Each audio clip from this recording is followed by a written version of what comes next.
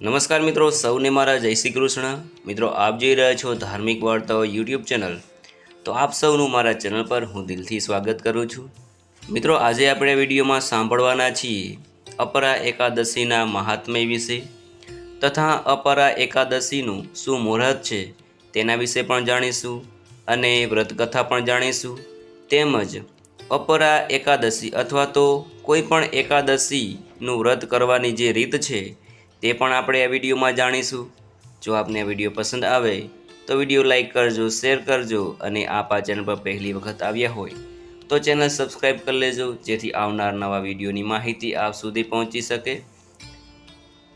મિત્રો, દર મહિનામાં કૃષ્ણ પક્ષ અને શુક્લ પક્ષની એકાદશીની તિથિ એ ઉપવાસ કરવાની તિથિઓ છે। હિન્દુ ધર્મમાં આ તિથિને ભગવાન વિષ્ણુની કૃપા પ્રાપ્ત કરવા માટેની ખૂબ જ મહત્વપૂર્ણ તિથિ માનવામાં આવે છે। મિત્રો, જ્યેષ્ઠ મહિનાના કૃષ્ણ પક્ષની 11મી તિથિ મનુષ્યને અપાર ધનની પ્રાપ્તિ કરાવે છે અને બધા જ પ્રકારના પાપોનો નાશ પણ કરાવે છે। તેથી આ 11મી તિથિને અપરા એકાદશી કહેવામાં આવે છે। હવે આપણે અપરા એકાદશીનું શુભ સમય શું છે, શુભ મુહૂર્ત શું છે તે આપણે જાણી લઈએ। જ્યેષ્ઠ માસની કૃષ્ણ પક્ષની એકાદશી 2 જૂન સવારે 3:34 કલાકેથી શરૂ થઈને તારીખ 3 જૂન મધ્યરાત્રે 1:11 પૂરી થશે। આવી સ્થિતિમાં ઉદયા તિથિ અનુસાર અપરા એકાદશીનું વ્રત 2 જૂન એટલે કે રવિવારના રોજ રાખવામાં આવશે। હવે આપણે જાણી લઈએ કે વિધાન શું કહે છે। વિધાન મુજબ 11 ભક્તની જનની છે અને જનનીના આશીર્વાદથી જે રીતે બધા પ્રકારના સુખ બાળકને પ્રાપ્ત થાય છે, એવી જ રીતે 11નું વ્રતનું પાલન કરવાથી મનુષ્યને પુણ્ય ફળની પ્રાપ્તિ થાય છે અને જે કામનાઓથી કોઈ આ વ્રત કરે છે તેની મનોકામના ચોક્કસપણે પૂર્ણ થાય છે। વ્રત જ્યાં સુધી પૂર્ણ થતું નથી જ્યાં સુધી તેના પારણા યોગ્ય સમયે ના કરવામાં આવે। આ વખતના પારણા 2 જૂનના રોજ સવારે 9:22 વાગ્યા પહેલાં કરી લેવા જોઈએ। હવે આપણે જાણી લઈએ એકાદશીનું વ્રત રાખવાની જે 4 રીતો સૂચવવામાં આવી છે તેના વિશે। તો પહેલી રીત છે જલાહાર। આ પ્રકારના વ્રતમાં એકાદશીનું વ્રત માત્ર પાણીનું સેવન કરીને જ રાખવામાં આવે છે। ત્યારબાદ બીજી રીત છે ક્ષીરભોજી। આ પ્રકારના ઉપવાસમાં માત્ર દૂધની બનાવટો જેવી કે દૂધ, દહીં વગેરેનું સેવન કરવામાં આવે છે। ત્યારબાદ ત્રીજી રીત છે ફલદાયી। નામ સૂચવે છે તેમજ આ પ્રકારની એકાદશીના વ્રતમાં માત્ર ફળોનું સેવન કરીને આ વ્રત કરવામાં આવે છે। ત્યારબાદ ચોથી રીત છે નક્તભોગી। આ ઉપવાસની સૌથી લોકપ્રિય પદ્ધતિ છે, જેમાં સૂર્યાસ્ત પહેલાં ફળો ખાવામાં આવે અથવા તો રાત્રે સાબુદાણા, શક્કરટેટી, પાણીની છાલ વગેરે જેવી વસ્તુ ખાવામાં આવે તો ઉપવાસ તૂટી જાય છે।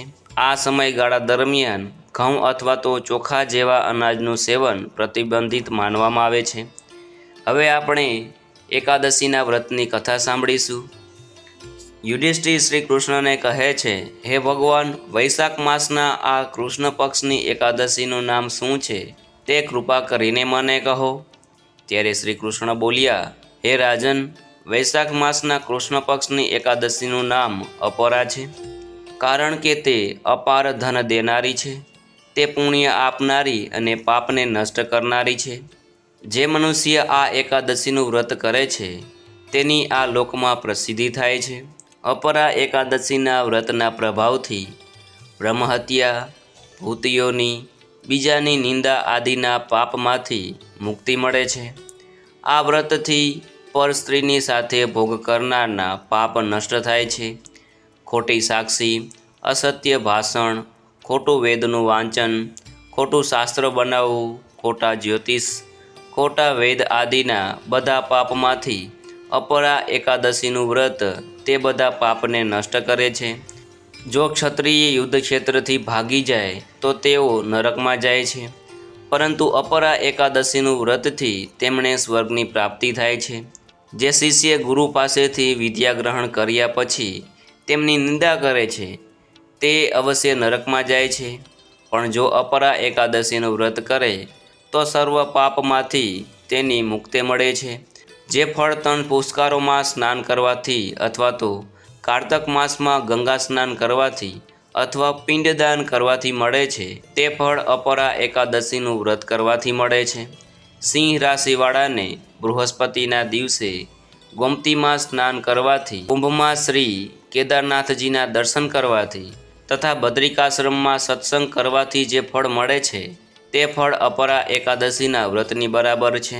હાથી ઘોડાના દાનથી તથા યજ્ઞમાં સુવર્ણ દાનથી જે ફળ મળે છે તે ફળ અપરા એકાદશીના વ્રતના ફળની બરાબર છે। હાલમાં વિયાયેલી ગાય, ભૂમિ અથવા તો સુવર્ણ દાનનું ફળ પણ આ વ્રતના ફળના બરાબર હોય છે। અપરા એકાદશીનું વ્રત પાપરૂપી અહંકારના નાશ માટે સૂર્ય સમાન છે, તેથી મનુષ્યએ અપરા એકાદશીનું વ્રત અવશ્ય કરવું જોઈએ। આ વ્રત એ બધા વ્રતોમાં શ્રેષ્ઠ છે। અપરા એકાદશીનો દિવસ એ ભક્તિપૂર્વક આપણે ગાળવો જોઈએ।